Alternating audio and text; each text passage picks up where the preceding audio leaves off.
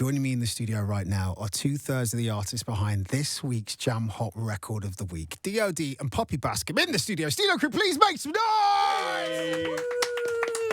I know I've said it off air a few times, but I really appreciate the pair of you coming in. Thank you very much. No, thank you for having us. Yeah, thank you very much. Now, the pair of you are going to be taking over the next hour of the show, so we've got plenty of time to chat, and there's a lot that I really want to get through. But first of all, the reason why you're here is this week's Jam Hot Record of the Week, your collab with Sonny Fodera. Think About Us. Take me back. The genesis of this record, where were the initial ideas? Where did this come from? So it started last year in a session with me, Punctual, and Stuart Crichton. I mean, hitmakers. Yeah, Punctual, they're doing all right. No, you, Stuart, and Punctual together. Punctual, you know whatever's coming out of that session is going to be a hit. Yeah, they're doing all right. We're all doing all right. Exactly, We're please. all doing all right. But it started then, and we were kind of listening a lot to, like, Nelly Furtado and stuff. And then Punctual played this starter that John always has before a session. It had the... And we were like, that. Put that in. Put that down. And it just kind of, within like 10 minutes, we were like, that's the melody. What if it's like about this? We were already saying, think about us in the lyrics. And we were like, okay, let's do it about male and female. Like, think about me when we're not together sort of thing. We're over, but... And then it was born. And then we sent it around, and Sonny and D.O.D literally were like, it's ours. Yeah. It's ours. We're taking it. Yeah. We love it. Yeah, we talk a lot, me and Sonny, about music and just chat in general, and we had both been sent the original demo from the session, and we were talking about it, and we were like, yeah, this is the one. So we decided to combine both of our ideas because we were both working on the record, so...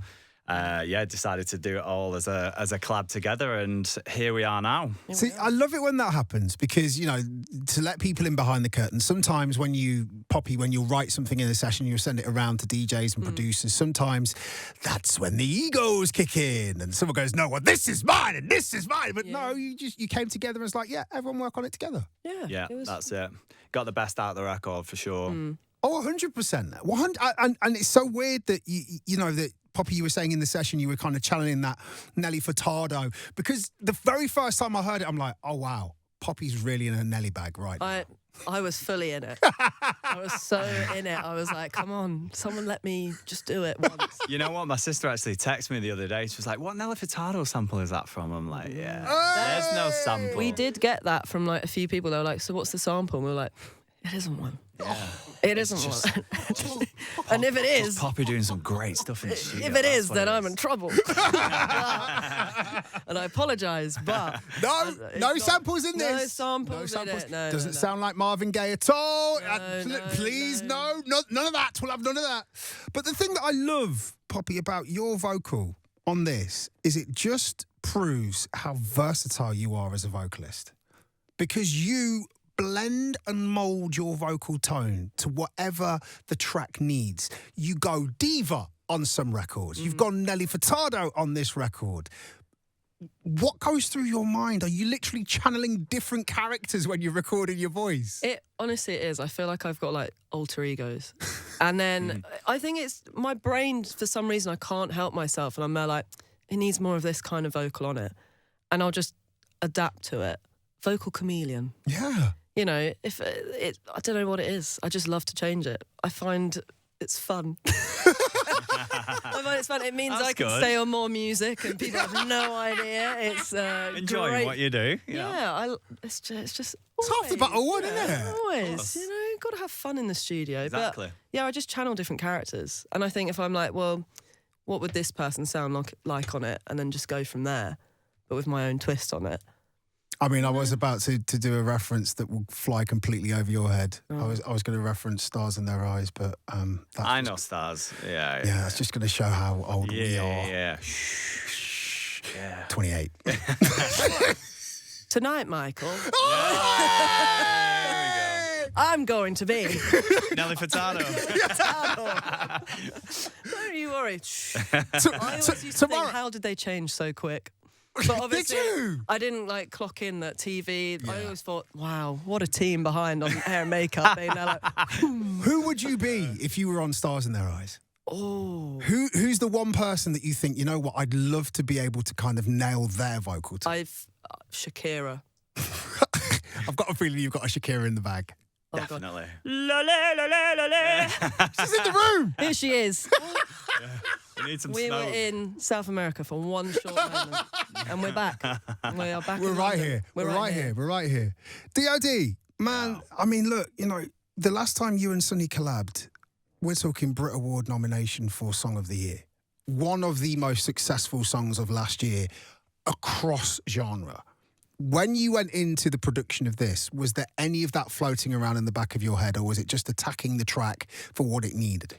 Yeah, I don't like to put too much pressure on myself when I'm making music. I just make music that I like. And historically, when I've always done that, it's always worked out well. So I don't try to follow any trends. I just do what I want to do. And it always seems to work out. Because when I try and do something and try and follow, you know, okay, that's popping off. If I've ever done that and chased that, it never works out. So luckily, the three of us were very in sync about what we wanted from the record. And it just happened really quickly and really naturally. And the way that you worked on this, was it best idea wins? The thing is, the original demo was actually really, really good. So, like, we were kind of just, like, really contributing towards that. And, like, how can we make this record sound the best it can possibly sound? And, like, we were both testing it out in our DJ sets and tweaking it for months, really. And then the end product is we're really, really happy with it. And the three of you came together to perform it in Pasha during Sonny's residency. We were just talking about that then. Yeah, we were. What time did you leave? 5:30. Oh, yeah, that's not too bad. That's early. That's early. I was meant to be. I was getting a flight the next day, so we were meant to be being sensible. That is you But being sensible. I stayed to see Clem, and then I'd had a few drinks. I was like, well, Party. Pasha, the rule is that if you're leaving Pasha before the sunrise, then you've left too early. But I mean, performing that track in such an iconic space, that's got to have been a moment for you all. oh, it was really fun. I enjoyed it. Yeah, had a good time. it was great, and Pasha's one of my favourite clubs in the world. The sound system so is good. just unbelievable, and especially when they hold off with the CO2 cannon as well, which they did do, and then the CO2 hit, and everyone's just like, they don't know what's hit them. It's great. Love it. CO2. Yeah, That's what's here. That is what. That's Full blast. honestly.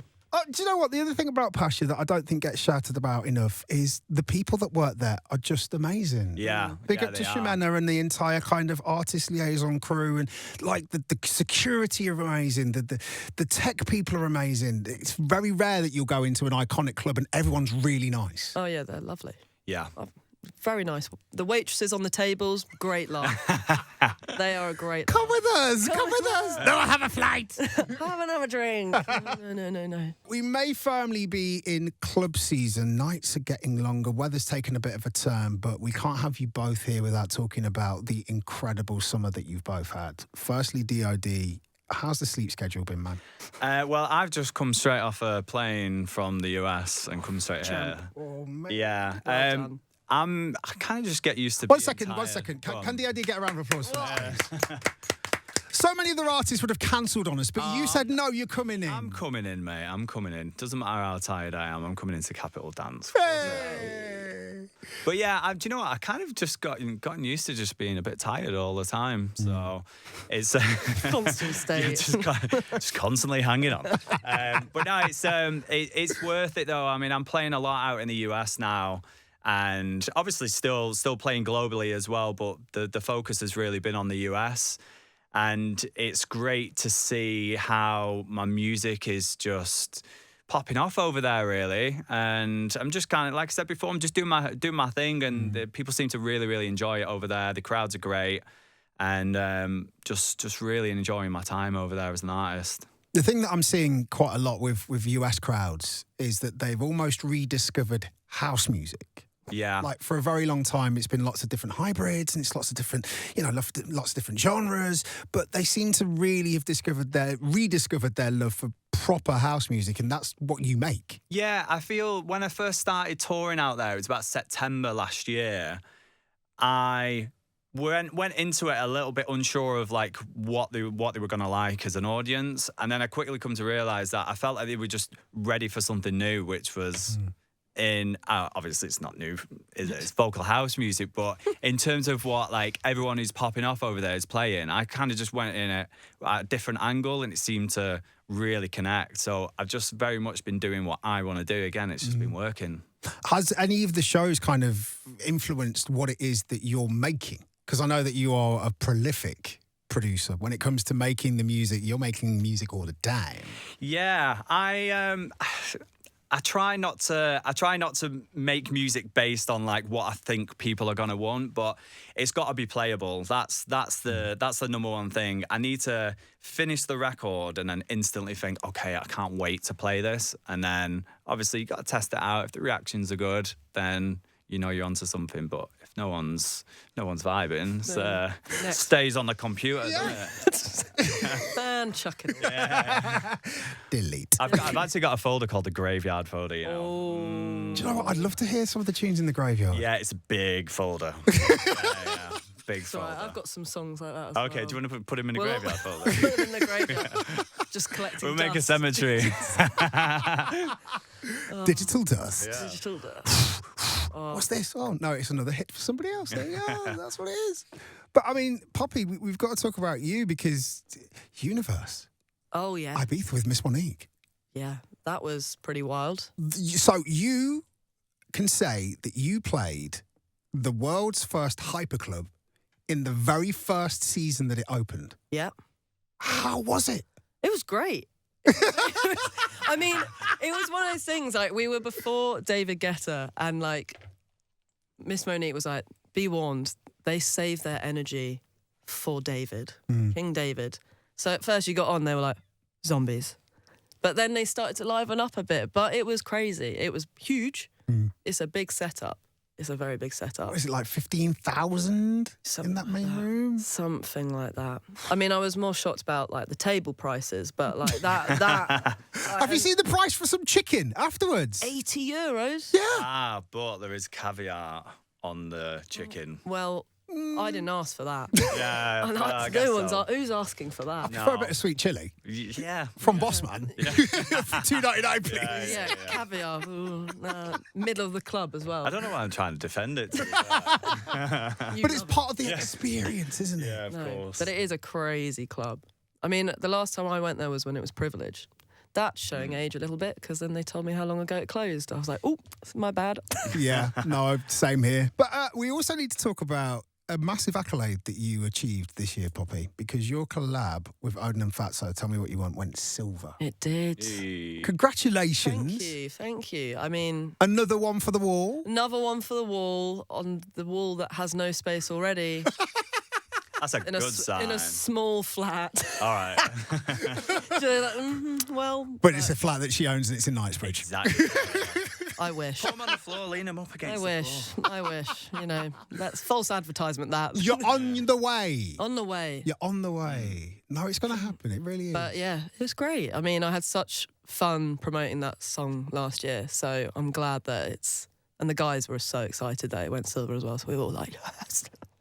I've got to talk to you about your process when you're writing songs. Is it purely around the emotion that you're feeling at that moment in time and kind of... Because I know that you are someone that likes to work in the room with producer, creating everything at the same time. Yes. Is it just about that vibe in the moment, or do you ever kind of have a voice note that you've recorded when you've just woken up, or an idea that comes to you in the shower?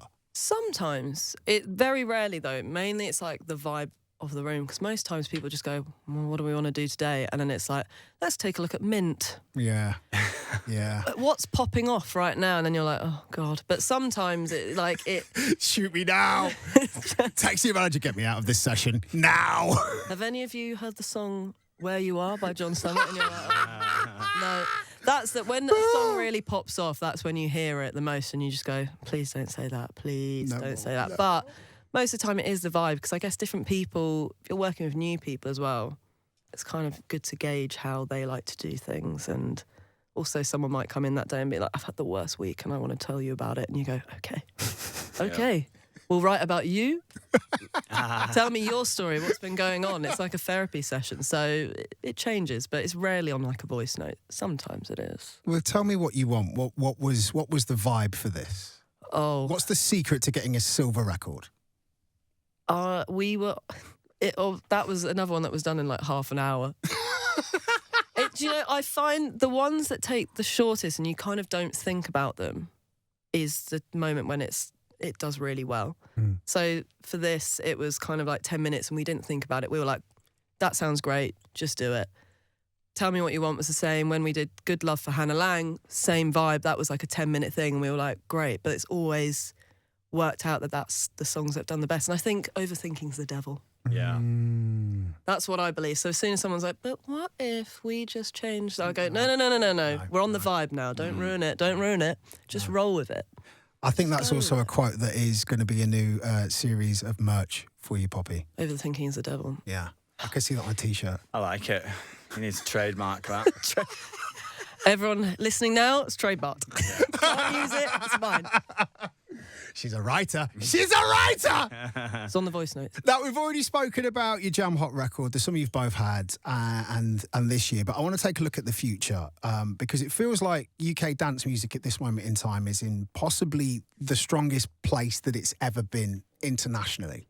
You've got artists around the world that are looking at what's happening over here. You've got people like John Summit who will come over here, base himself over here for a few months to write albums. It feels like the vibe in the UK is what the world wants right now. What are your thoughts about where the scene's at the moment? I just think that the UK has always been on the front foot with dance music. We've got such history with dance music, and I feel like that always ends up translating over to across the world really. And in terms of what's like what the future holds for dance music, I don't know. I think UK artists will just continue to push things forward and continue to be creative. Obviously, that whole kind of minimal tech, Josh Baker kind of sound is very popular at the minute, and I think that will develop into something else. But we're for sure the leaders of nation leaders, music leaders. Yeah, definitely. I'm pretty sure you're going to have so many people in your inbox at the moment, Poppy, asking for collabs internationally. Is there anybody on the list that you want to work with? Ooh, I mean, I feel like my final sort of people I'd love to work with are obviously Calvin Harris would be amazing. Swedish House Mafia. Wow. Mafia. And I would love to work with Disclosure. Ooh. I've loved them for years. I think Settle is just a timeless album. So I think those are my top three, I think. And all three, Swedes not so much, friends of the station. Oh, shout out. I think maybe we should just put it out there and say you're willing to work. I'm game, guys. If you're listening, hit me up. I'm game to work. But I do want to ask, when are we going to get a Poppy Baskcomb project? You, 100% you, all your ideas, everybody working for you, producers, your name's first, producers producing for you. There's been talks of it. And I think it's partially me that's like teetering on like, do I? Don't Absolutely, I? you should. Absolutely, you should. But then it's like, well, I could just release songs that people don't take that are good. You know? I could just do that, run with that for a bit. But I don't know, maybe I'm going to keep it ambiguous. Maybe she will or she won't. I mean, she will. She will. Yeah. Surprise. She will. If there's a lot of money in it, maybe I will. I mean, you've got a massive producer sat next to you right now that could, very, very happily help you with some of the production. Hit me up, Poppy. Come on. Hit me up. Hit me up. What have you got in the diary that you can talk about for next year, D.O.D? Do you know? Funnily enough, we've actually got another record together. She's like, I forgot about that one. Yeah. That's next year. That is next year. I can't even keep up with what's tomorrow, let alone what's next year. So that'll be coming next year, which I've been playing out on my DJ sets for a long time now. It's been working great, so excited about that one. It's called Confessions, so that's what's coming next. Very excited for that one. Very excited. I do feel like we're also in the era of the dance music album again. I've got a theory. My theory is that everything's cyclical. And the last time that we were in this period where dance music from the UK was as influential as it is right now was when we got Fatboy Slim, The Prodigy, where we got albums, we got the Chemical Brothers, we got all of those dance music albums that became timeless albums and everybody went off that to have 25, 30-year careers. I feel it remiss if I don't ask D.O.D. Yes. Are we going to get a D.O.D. album? Yes, you are. Yeah. I'm on with it. So that'll be coming out next year. Yes. It's called The Graveyard. It's the album that no one wanted. Yeah. All the songs that didn't do well. Yeah. That's Full of it. dust. Yeah. Have it. That's what you get. Oh, God. That'd be good, though. Yeah. You know, maybe. Maybe. you But know yeah, what, though? definitely releasing an album. One person's meat is another person's poison. You never know what's in it. that graveyard folder. I am so picky about what I release as well. I make a lot of music, but I'm very, very, very picky about what I release. That's why the graveyard folder is so big. It's massive. All those bodies. All those songs. All those songs.